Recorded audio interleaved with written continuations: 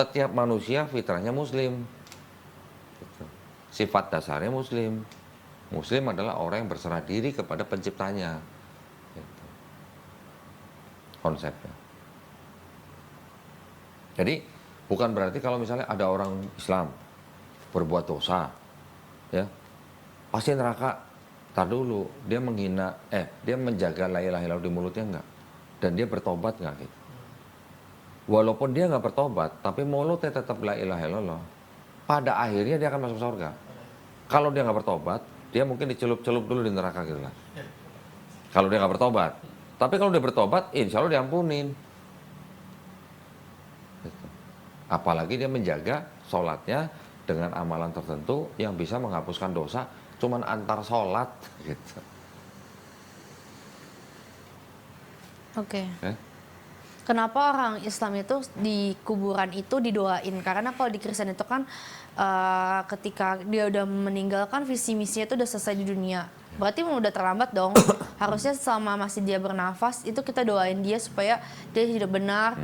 Terus ketika mati ya udah tinggal penentuan dia masuk surga atau neraka. Nah di Islam itu kan orang Kristen berziarah itu cuma berziarah, nggak didoain. Bahkan acara pemakaman aja tuh penghiburan, bukan berdoa atau kayak gimana. Nah, kenapa di Muslim tuh harus didoain?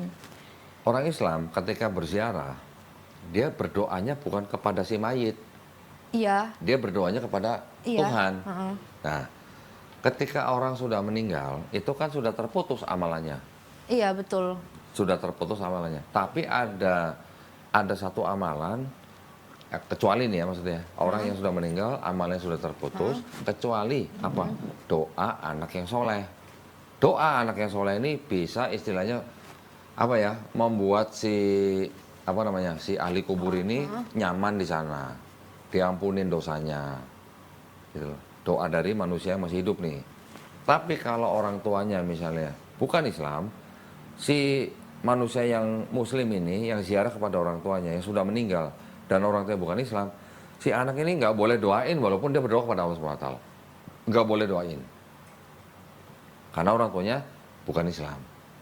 Jadi konsepnya orang Islam berdoa di kubur, itu bukan berdoa kepada ahli kuburnya, tapi berdoanya kepada Allah SWT.